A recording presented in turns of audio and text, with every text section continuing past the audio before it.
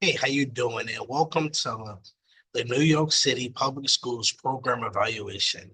So I know some of you, so this program is presented by Brenton Stevens, a doctoral student at the University of Dayton. So welcome, guys. So for my program evaluation, I'm focusing on using the New York City Public Schools, which I know is a large undertaking.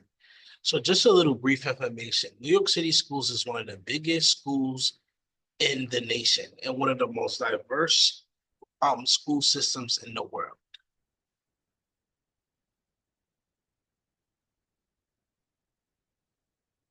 So New York City schools at a glance.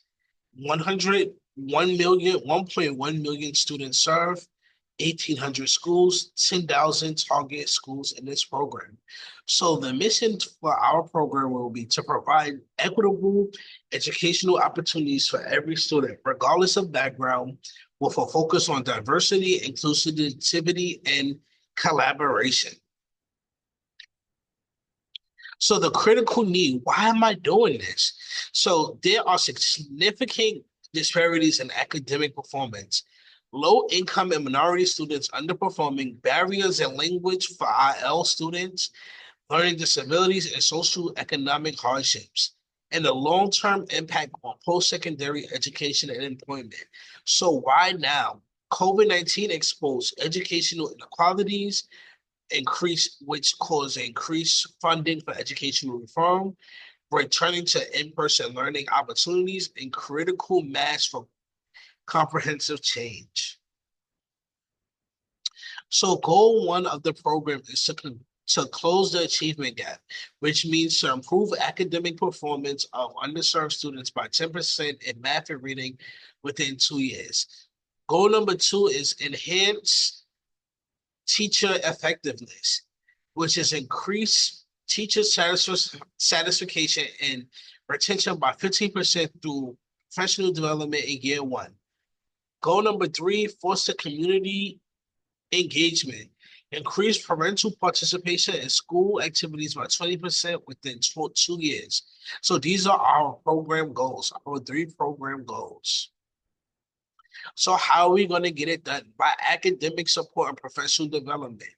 So that can include personal one-on-one tutoring, after-school programs, summer learning opportunities, and focuses on math and reading. The professional development for teachers include differentiated instruction training, culturally responsive teaching, classroom management techniques, and ongoing support and mentorship. Community engagement, family involvement initiatives, local partnerships, and comprehensive support networks. Target populations, low-income students facing resource constraints, minority students experience systematic barriers, English language learners navigating language challenges, students with disabilities requiring specialized support demographics, the 10,000 students across elementary and secondary schools in New York City. Time frame 2 year and implementation with annual milestone evaluations. So these are the inputs for our logic model overview.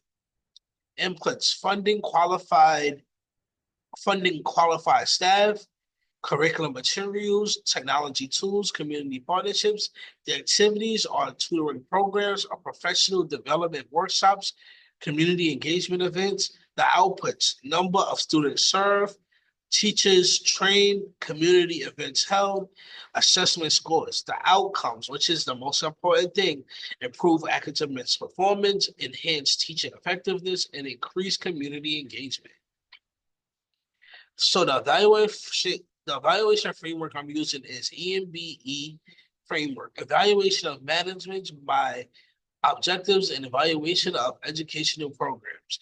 So the program evaluation, program implementation quality, program support effectiveness, teacher development, delivery, community engagement strategies, outcome evaluation, student academic performance, teacher satisfaction and retention, community participation levels, and long-term educational equity.